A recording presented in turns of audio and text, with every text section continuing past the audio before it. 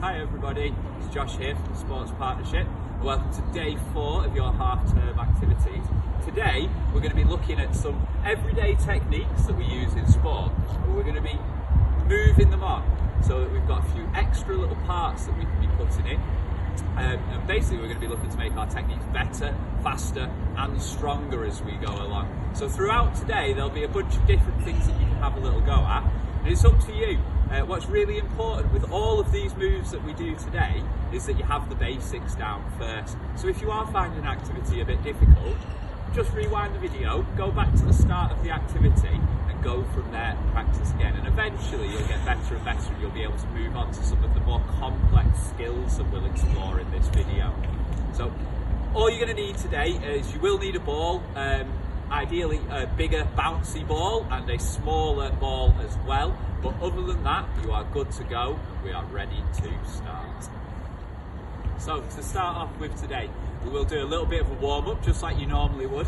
Today our warm-up is going to be based around the word coordination. So those of you that know the word coordination, that's using different parts of your body together at the same time. Some of these next activities that we're about to do are tricky, so please be wary. We'll start off with the easy ones and we'll build through to the harder ones. But if you are struggling with these, practice them on the spot and practice them nice and slowly first. And that will give you a much better idea of how to do the movement.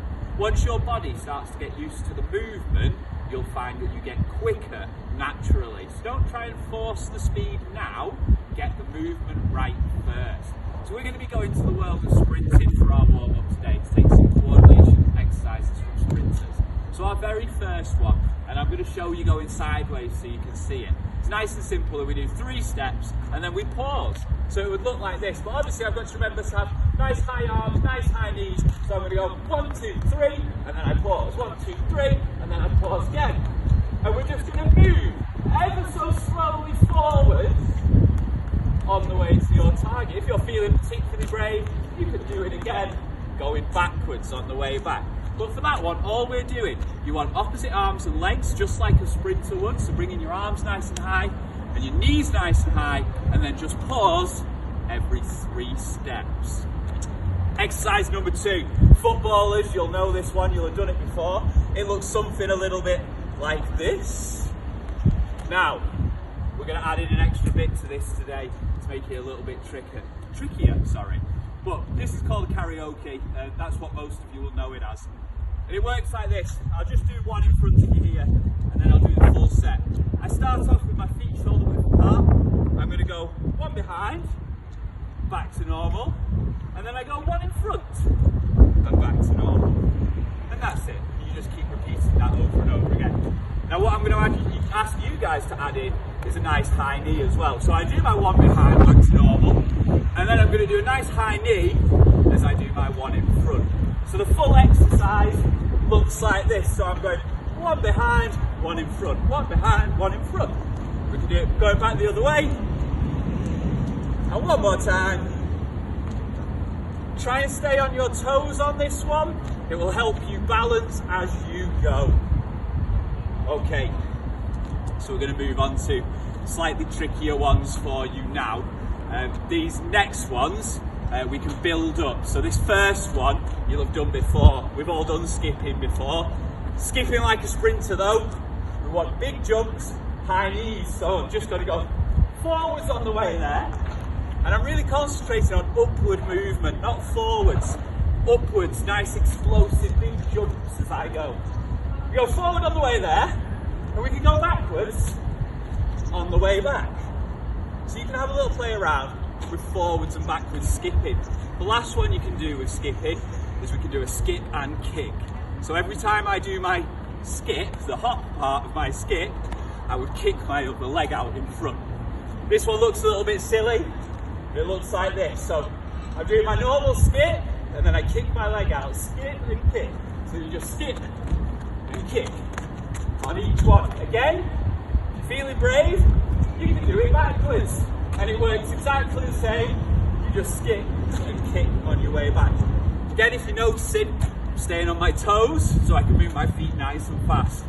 And finally, our last one, for those of you that are very, very brave, we're going to do opposite things with opposite sides of my body. This side, big strong sprinter.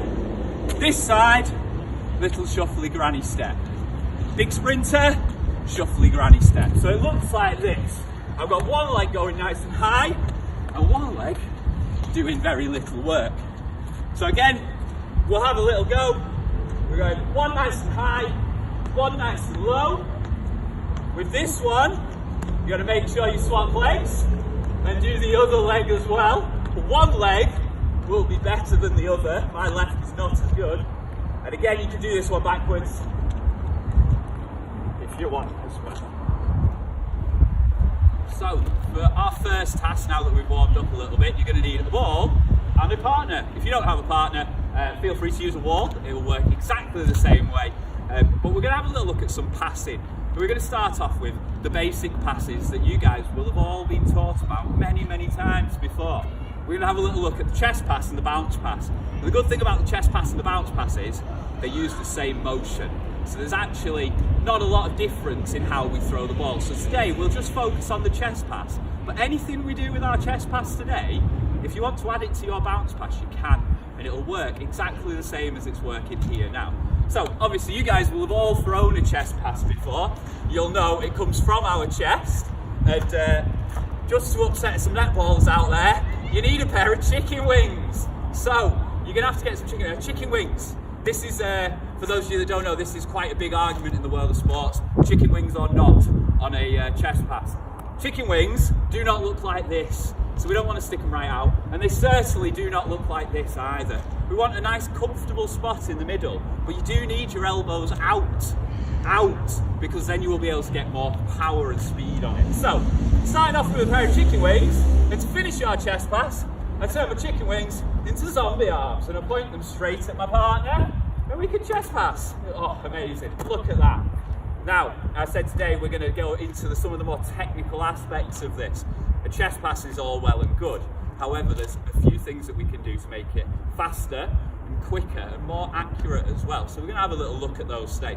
So the first one that we'll have a go at to get a bit more power is we've got to make sure that we're using the rest of our body. Right now, if I pass like this, I am only using my chest and my arms, which means I'm ignoring half of my body. And all of these muscles down here are big, strong, powerful muscles, so we better use them. So the first thing that we're going to do is we're going to add in a step towards our partner. As I push the ball away, I'm going to step forwards, and these need to happen at the same time, so you get all that power and momentum as it goes. And we are just step and push. And now, as you can see, we've got a little bit faster, a bit more speed on our ball. There's one last thing that you can do. If you pay very close attention, you will see it this time. We can put some backspin on this ball. Backspin is going to make the ball travel even faster through the air. If you're big enough and strong enough, you can actually throw a pass from your chest using just your wrists and backspin, and it will get where it's going.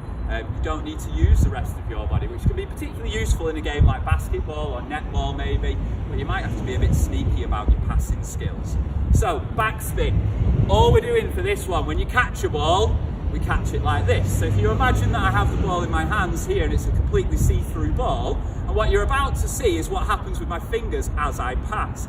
As I pass, I push my arms forward, and I'm going to flick my thumbs down and out. So my thumbs will finish out like this, my palms will face out to the side. So one more time. As I push the ball, I flick my thumbs down and out.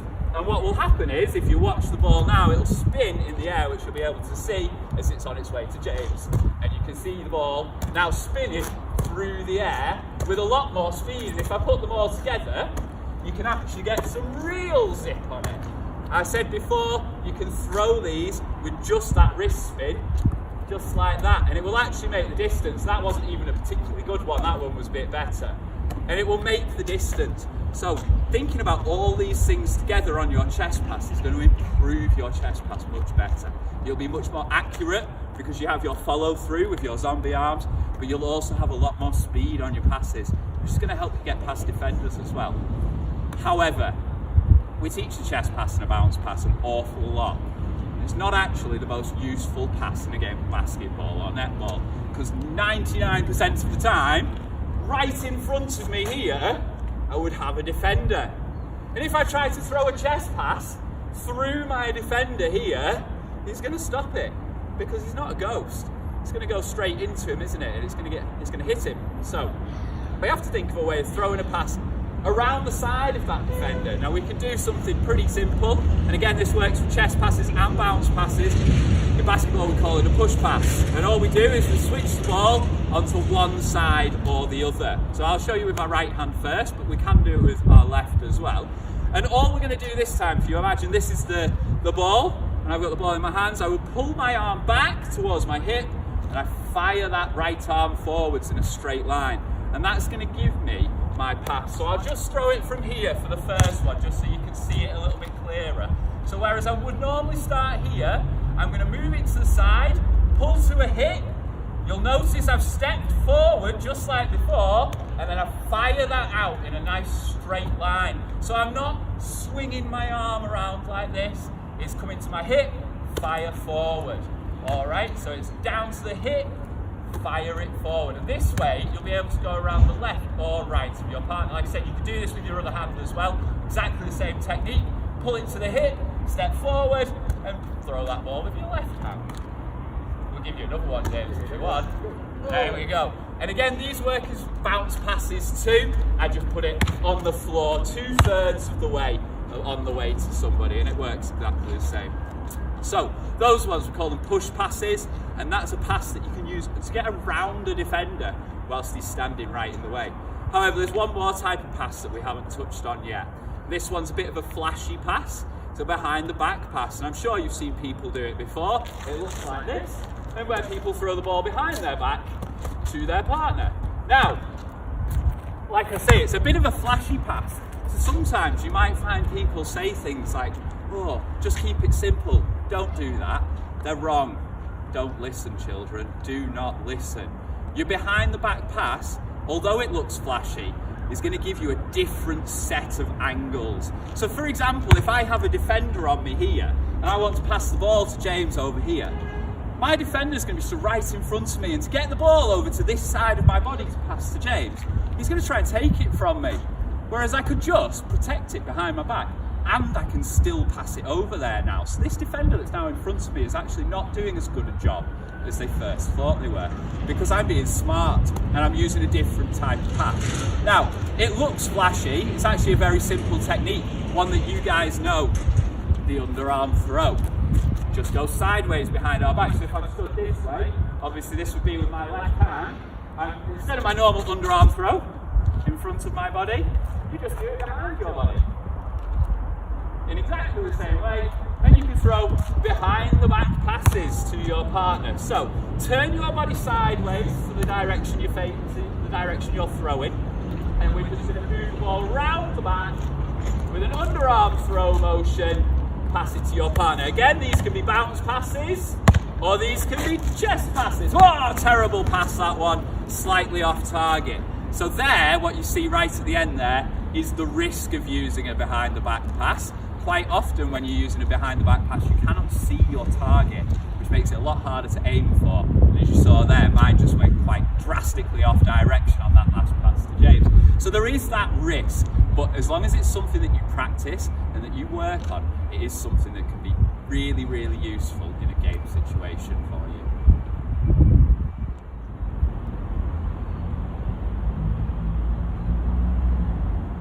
Okay. So our next technique that we're going to have a look at today then is the overarm throw. I've got a slightly smaller ball for this one, although it doesn't really matter, you can use a bigger one, it's obviously just easier to hold in your hand. You guys again will know what an overarm throw is, you'll have done them hundreds of times. In fact, you can probably teach me how to do a perfect overarm throw if you wanted, and that would be perfect, wouldn't it? However, there are, again, just like with our chest passes before, there are a few different things that we can actually do with an overarm throw to give us more power, which ultimately means a couple of different things. In a sport like javelin, more power is obviously excellent because they are going for distance. They're trying to throw their object as far as they can. The javelin world record is 109 meters long, which is just a ridiculous throw. And if you do want to go and measure that out, you can measure that out. Just do it with steps and count 109 big steps, and you'll see just how far it is for just one throw. It's huge. So we're going to be taking some bits from the world of javelin and adding them into our overarm throw today. And what this is going to allow us to do, like I said before, is going to give me more power and more speed. So I might need the power for the javelin, throwing really far, but for speed, we might find that particularly useful in a sport like cricket, for example, where you might be throwing at the wickets to run somebody out, and obviously the quicker they are running, the faster the ball needs to travel there, otherwise they'll make it and they'll be hit. So picking up a bit of speed on our overarm throw. So we'll start with the basic technique of an overarm throw. Again, you'll need a lovely partner like James, or you'll need yourself a wall. But the overarm throw, I'm a right-handed thrower, so I'll do it with my right hand. I'm going to turn sideways so that my right arm is furthest away from James. And this is going to become really important when we add in our power afterwards. Now, an overarm throw, you all know this by now, it's one that goes up over here, so where our hand goes over our shoulder, and then we finish up out in front of us. Now, if we want to get a little bit more speed and power on these, we have to think firstly about our basic part. This stance is really, really important, this sideways stance, because it puts my throwing arm away from my target. What this allows me to do when I throw is it allows me to twist my body and actually use my hips and my legs as well to help me throw. So we're going to touch on that afterwards. But this is the first thing I want you to make sure you are doing, is you are sideways with your throwing arm away from your partner. So if I was a left-handed thrower, I would be stood this way. My left hand is back here. Second part, make sure you get a full wind up. The amount of times that I teach in schools and we go and do overarm throws and I see us start here. If you start here, your arm is already bent in, which means this movement here has been taken away. And this is what builds a lot of the power from your arm, this movement here. So what I want you to do is start with it out behind you. There's a slight bend in my arm here, so I'm going to have a slightly bent arm, not completely bent. I don't want it like this, but slightly bent so it's nice and comfortable. And then as I come through past my head, my elbow bends, and then it fires back out straight. And what that does is it keeps this ball on a straight line. From behind here, through past my head, and out in front. If I show you from this angle, you'll be able to see a little bit clearer. The ball stays in an almost completely straight line. This is going to give it much more power, and you're going to lose a lot less momentum, because when you swing sideways, you lose momentum off to the sides. We don't want that, do we? We want it to go forward. So that's going to be our first thing. Start out behind you, bend as it comes past, and throw out in front. Again, if you're going to go for distance, you obviously want to let go of the ball a bit higher so it keeps rising on its way. But if you're just going to go for straight lines, you can point straight towards your target and it'll come straight back to them. Now, just like chest passes, we don't want to ignore the other half of our body. We're going to want to get this bit involved as well. And there's a few ways you can do this when it comes to throwing. There is a run-up, which I'm sure you'll have all seen. A javelin run-up looks like this. They do side steps so that they can stay sideways. But you could do a run-up. We're just going to do a step into our throw today. And with an overarm throw, you can really wind up this step in if you wanted. If you've ever watched baseball pitchers, you'll see them, they pick up this leg like this. And not only do they swing their arm back, they swing their leg back as well. And then what that does is their whole body is moving. As you can see there, my hips are being forced forward as I'm about to throw. So you could lift your leg up to get a lot more speed. We're just going to step in, and that's all we're going to do for now. And then we'll add something else to it that can also create some speed. So we're looking at a bit flat line drives on these ones. So we're stepping in and throwing that ball a little bit harder now. Stepping in each time towards our partner. Again, if we wanted to get a little bit more, I can do a little run up and I could give it a good welly like that as well. The other way that you'll see throwers get power is by spinning round. Spinning is a really common technique to generate more power. Martial artists, maybe if you do karate, you guys might know a spinning kick is harder than a normal kick. It hits harder and it's harder to do. If you look at the throwing events in the Olympics, we see the shot putters, they're the guys that have the big heavy ball here, and they will spin before they throw their ball. This generates power, and you can do this on an overarm throw as well. I wouldn't necessarily recommend this for something like cricket because you need to be really accurate. You're aiming at a really small target. But if you're playing dodgeball, this might be something useful to you. So obviously we're not able to do that at the moment, but when you're back in school, maybe keep this one tucked away. We can add in a quick 360 to our underarm throw. So I'll just start slightly further back. Do we think a big camera here? Yeah. So I'll start slightly further back, and this time, instead of just doing a straight throw, I'm going to start by spinning. I'm going to do a full spin, and once I've done my spin, that's where the arm comes out, and then I'm going to launch straight into a really hard throw, as hard as I possibly can. So we do one more. Are you ready? So I would be stepping in, I'm going to spin in, and then I'm going to launch full speed throw.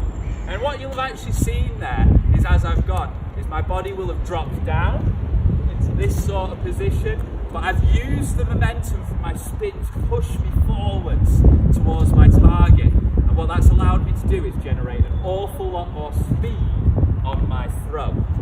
Again, like I said, this is maybe not something that you would use in a game of cricket because you need accuracy, and anytime you spin, you lose sight of your target. Once I'm faced this way, I can't see him anymore. But for something like dodgeball, where you've got a bigger target, this is a particularly useful technique. The risk is obviously turning your back on your opponent. If they're playing dodgeball, then by all means can throw the ball at you, and if you're not looking, it's going to be hard to dodge. But to increase the power on your throw, have a little go at adding a spin. Getting that arm back there, and doing everything at full speed.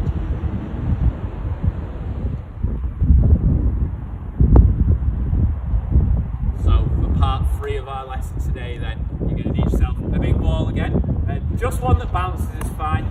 Those of you that know me well will know we're about to do a spot of basketball, so that happens to be my favourite sport. And we're going to have a little look at a couple of the dribble moves that we do in basketball, and why we might use these and how you would apply them to a game. So we're just going to go through them all first of all. I'll show you each move, I'll explain how to do it, and then as we move on, we'll do some slightly harder versions of them that you can see if you can have a go. So the first move that we're going to have a little look at today is what we call an in and out. An in and out in basketball is a fake move, basically. It's pretending that I'm going to move and then not actually doing it at all. So a proper in and out would look exactly like that, like I've just showed you, where I pull my hand over the top of the ball and pull it out. To start practicing that movement, what you're going to want to do first of all is what we call window wipers. So use one hand, and I'm going to move the ball from side to side in a V shape. Now when you do this, make sure you keep your hand on top of the ball. What I actually do is keep my hand on top and turn my fingers, and that changes the direction the ball bounces.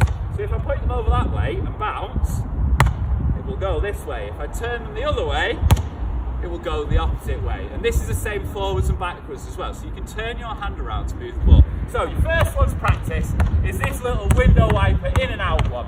And you can have a go on one hand, you can have a go on the other hand. But what we're looking to build up to with this one is moving the ball in the air.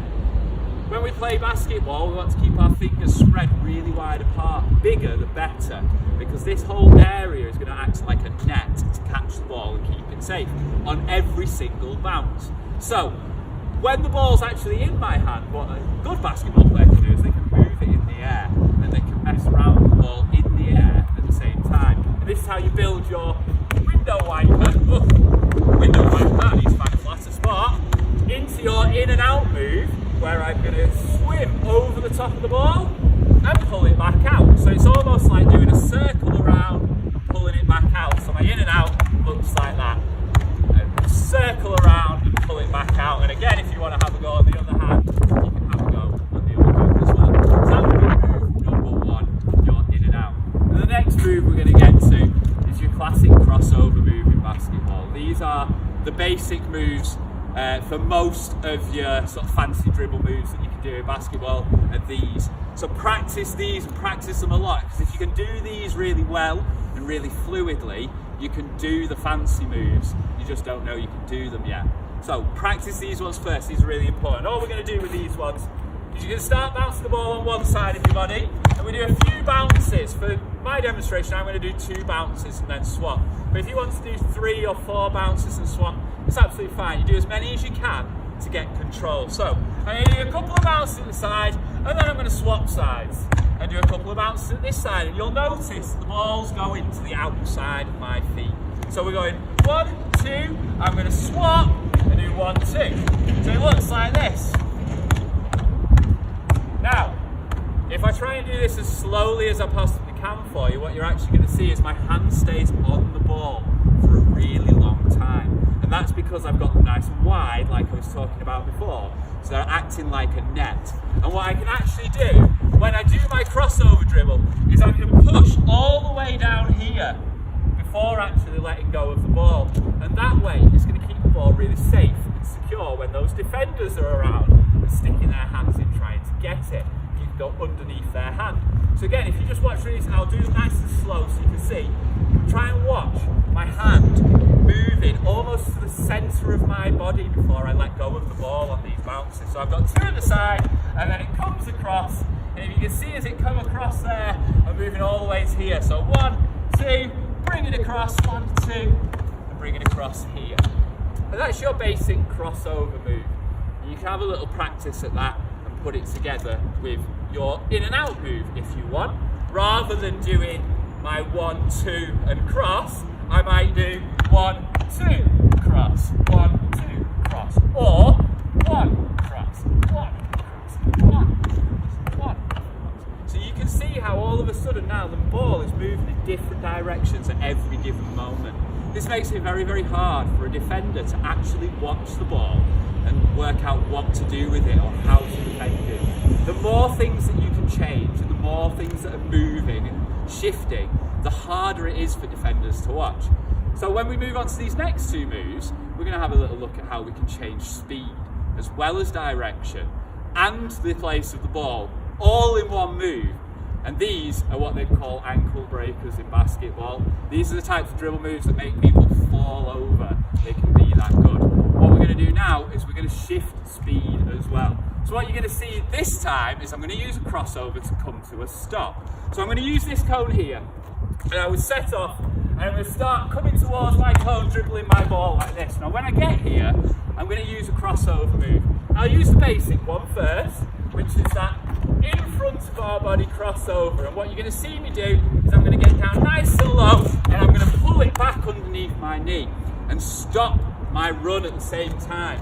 So if you can imagine my defender was with me here, running along with me, as I stop, I can use their momentum against them.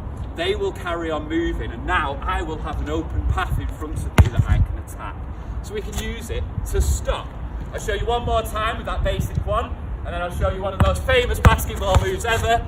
There's your first one. This next one, this is one of the most famous basketball moves of all time. This is Michael Jordan's move is what is known as the shot, which is Michael Jordan's last shot in a Chicago Bulls uniform, where he won the NBA title, and he won it with this move that I'm about to teach you now. Very, very famous. You can go and YouTube it. Like I say, Michael Jordan, the shot, and this move will come up. We're going to use the exact same stopping technique that we've just done. So I'm going to attack it in a diagonal, and then I'm going to stop. But Michael Jordan did this under his leg. So this time, when I plant this foot to stop, I'm going to make sure I've got it nice and wide, and I'm going to pull it back through my leg. And when you do this, you can actually stop even quicker using this move than the one I did before. It's obviously a harder move to do because you've got to get it under your leg, but you can use it to stop. So one more for you. We're going to set off in this direction. I'm going to plant my foot down here. I pull the ball back through my leg, and I'll be back where I need to be, ready to attack again. Now, the last thing I'm going to show you today with our basketballs, we're going to get 2 of these, or 2 footballs, whatever you like. Pull them out to the sides, drop them, and when you're ready, we're going to have a go at both together.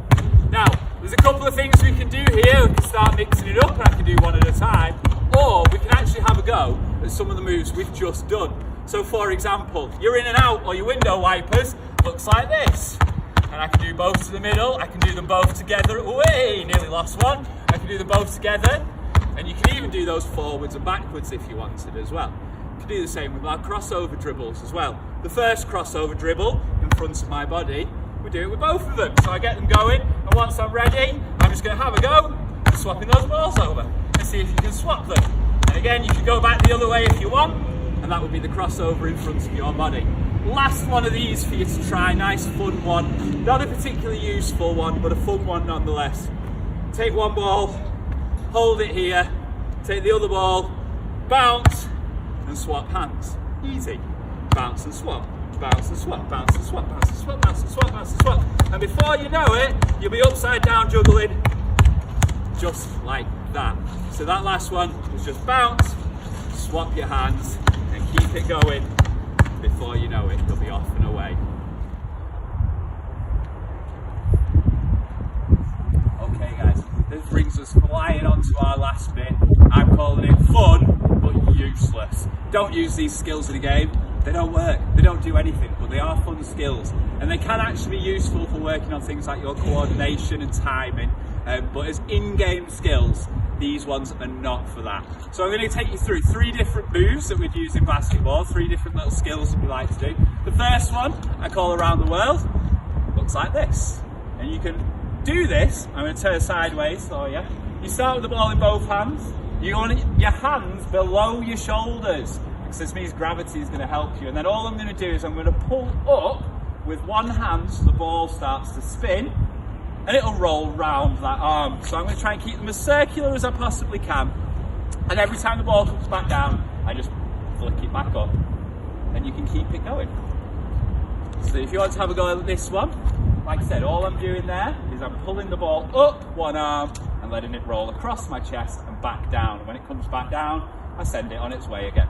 You can keep it going. So that one's called around the world. You might have seen people do this in a few different ways. Some people do it where they go around their neck as well. You sort of tuck your head down, you can go around your neck. You can even do this with more than one ball if you're really fancy and really fast. You can get a couple of balls on the go at the same time. So that was around the world. Our next one is the classic basketball move that everybody's seen, every basketballer do, is this one. This is not a difficult skill, guys. You just need some time, I promise you. You spend 10 minutes every day for the rest of this week practicing this, you'll go back to school. By the time we get back to school and they let you go back, we'll be able to spin a ball on our finger just like this. And all this skill is, the first thing, most important thing, is you need to make sure you've got nice strong fingers. Don't hold one out like this. It can be a bit wobbly. Put 2 together and it'll go on to one of them. Normally most people bounce on their spin the ball, not bounce the ball, spin the ball on their middle finger here, because this one's a bit stronger, but also you can support it with the fingers at either side as well. So we're recommending going for this one. But all we do is you hold it in your fingers and it's just a wrist flick. You can do this either way. I spin away from myself, but I've got friends who spin towards themselves as well. Doesn't matter, whichever one feels comfortable. But I hold it in my fingers, I do a wrist flick, and then off it goes. And it will go straight up onto that finger for you. And if you want to keep it there, you just start giving it a couple of little taps, and you can keep it spinning and keep it going for as long as you like, and it'll stay there now forevermore. So having a go at spinning on your finger. Again, hold it in your fingers, flick your wrist, and it will go up like that. And then just try and keep it there for as long as you can. The last one I'm going to show you, please be careful trying this one. I call it the fancy pants pick up, because it's just a fancy pants way to pick up the ball off the floor. You can do this with your foot as well, but you do need to be careful. I'm obviously outside on concrete. I don't recommend trying this for the first time on concrete. I recommend going somewhere with a softer floor first. Maybe do it at home on the carpet first.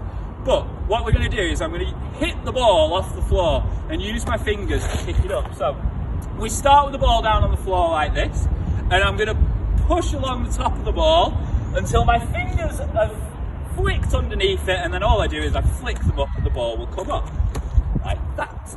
So again, one more time for you. I'll show you as slowly as I possibly can. I hit forwards on the ball, so the ball moves forwards, and then I just flick up, and you can see even there on that nice slow one, the ball bounced up with me. So we roll it forwards, flick it up, and it will come up. And again, one last time, nice big one, nice big fancy pants pick up. hope you've enjoyed today, guys. There's obviously lots and lots of stuff in there today. So if you want to go back through, down in the description below, you'll be able to see some little times where you might find certain skills in this video. So if you've got something you want to go back and look at, go check out the description, find out what time in the video it was. Then you'll be able to find it a little bit easier. But if you enjoyed your lessons today, or you've enjoyed some of the other activities with us this week, please make sure you hit like and subscribe on our Facebook or YouTube, wherever you're finding us, and let us know that you're joining in and you're having fun. And maybe even let us know what you'd like to see next. Well, thank you for joining us. We'll see you next time.